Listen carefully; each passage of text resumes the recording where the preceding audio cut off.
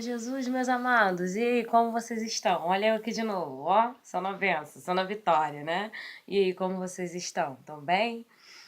Eu tô bem também, assim, na graça do Senhor Jesus, sabe? Aquela benção maravilhosa que a gente tem a cada dia. Tô bem, tô bem. E hoje cedo eu acordei e pedi uma palavra ao Senhor pra mim falar pra vocês. Só não esperava que ele, né, fosse me colocar algo assim tão específico no que eu andei pensando ontem à noite. E me veio a palavra em Atos 11, 2, 3, que diz assim: Quando Pedro subiu a Jerusalém, os que eram da circuncisão o arguiram, dizendo: Entraste em casa de homens incircuncisos e comeste com eles, né? E Pedro, para se defender disso que eles falaram, né, que acusaram homens incircuncisos, era o seguinte: são homens que não eram israelitas, não eram judeus, né? E o judeu naquela época não podia ser visto, nem mesmo falando com uma pessoa assim, porque eram considerados imundos, né? Pessoas impuras. Então Pedro teve que se defender, né? E a defesa dele é que ele conta sobre uma visão que ele teve da parte de Deus, né? Que está lá em Atos 10, 11, que diz: Então viu o céu aberto e descendo um objeto como se fosse um grande lençol, o qual era baixado à terra pelas quatro pontas, contendo toda a sua sorte de quadrúpedes, répteis da terra e aves do céu. E ouvindo uma voz que dirigia-se a ele: Levanta-te, Pedro, mata e come. Mas Pedro replicou: De modo nenhum, Senhor, porque jamais comi coisa alguma comum e imunda, né? E Pedro ficou pensando no que se tratava daquela visão, né? Nem ele entendia do que se tratava. Mas lá em Cesárea morava um homem cujo nome dele era Cornélio, né? Ele foi o primeiro gentil, ou seja, o primeiro homem circunciso, o primeiro homem, né, que era considerado imundo, impuro, a se converter ao cristianismo, a ser um cristão, né? E por eles serem considerados, como eu disse, impuros, imundos, Pedro, né, ficou meio coisa, mas apareceu a esse homem, ó, o que aconteceu, ele vivia em Cesárea, onde tinha uma casa, e ele estava lá, né, observando a casa dele lá, e apareceu um anjo, dando instruções a ele para que mandasse alguém a Jope, onde estava Pedro, chamar Pedro.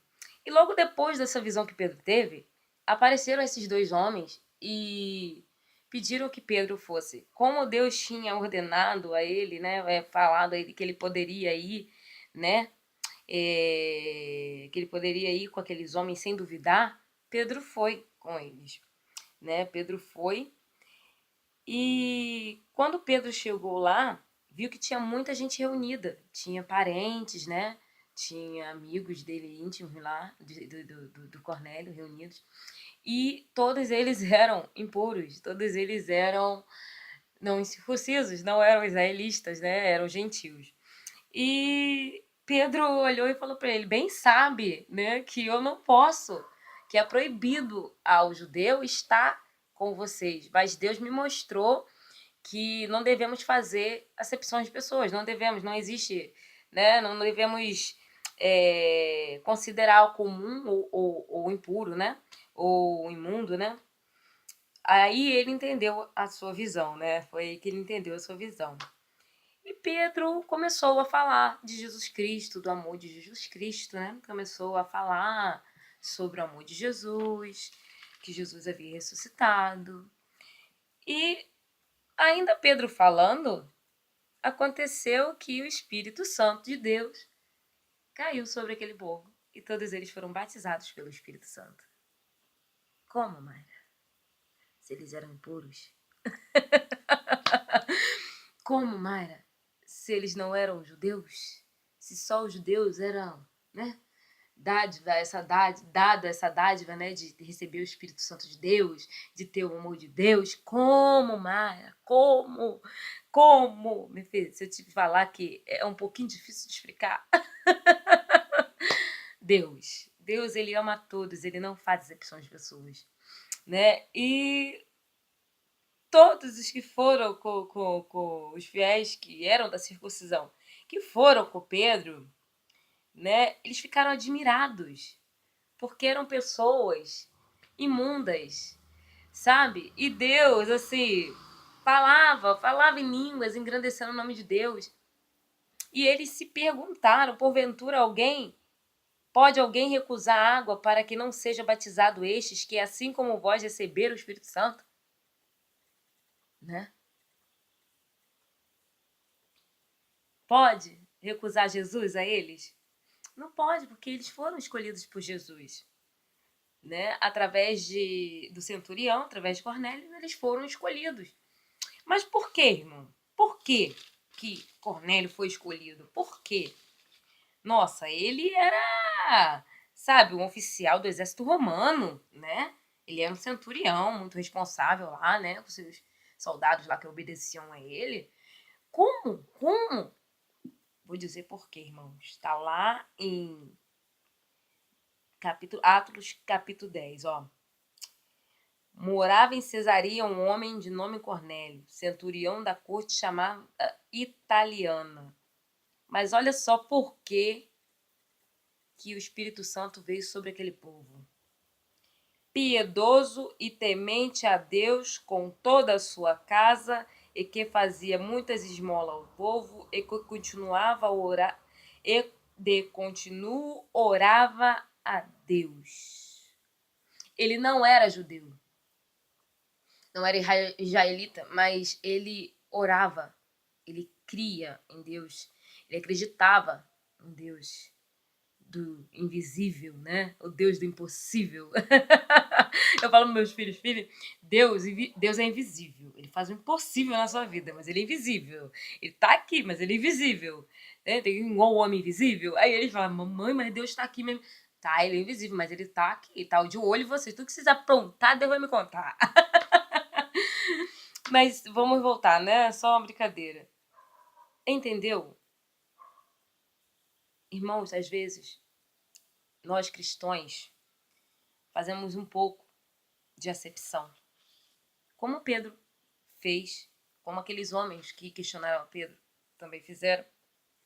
Né? Mas lá em Atos 10, 34 e 35, Pedro reconheceu. Ele disse assim: eu conheço por verdade que Deus não faz acepções de pessoas, mas que lhe é agradável aquele que em qualquer nação o teme e faz o que é justo. Cornélio temia a Deus e fazia o que era justo. Então você que está aí, que tem aquela fezinha em Deus, que tem aquele amor em Deus, mesmo estando no mundo, você tem a chance de ter Jesus, de estar com Jesus. Mesmo que as pessoas que estão ao teu lado te acusem, apontem um dedo para você, não dê importância, sabe? Porque para acusar, sempre vai ter aquelas pessoas mesmo que vão para acusar, assim como vieram para acusar Pedro, que Pedro se sentou no meio daquela gente, entendeu? Então, não se coloque assim. Às vezes você fala, não vou na igreja porque fulano me olha assim, Bertano me olha torto. Esqueça isso. Esqueça. Se você teme a Deus, se você ora para Deus, se você acredita em Deus, você tem uma chance com Jesus. Jesus ama você e Ele quer você perto dele. Ele vai te batizar com o Espírito Santo. Entendeu? Você não sabe como é maravilhoso ser batizado pelo Espírito Santo. A paz, a alegria, sabe? Até nos dias de angústia você sente aquela paz, aquela alegria. Até nos dias de tristeza você se sente pra cima e quer botar todo mundo pra cima. Entendeu? Até nos dias de cansaço, você tá cansadinho, mas tá sempre sorrindo. Igual eu. Entendeu? Busque a Deus. Ore a Deus. Eu tenho, assim, o jeito de dizer, né, que eu falo pro meu esposo, que cada pessoa tem seu tempo para Deus, porque Deus escuta a oração dos gentios também, entendeu? Sente também, porque às vezes aquela pessoa tá lá no mundo Mas Deus olha, às vezes aquela pessoa tá lá no mundo, mas olha mais que quem tá dentro da igreja, né? Então, você entendeu?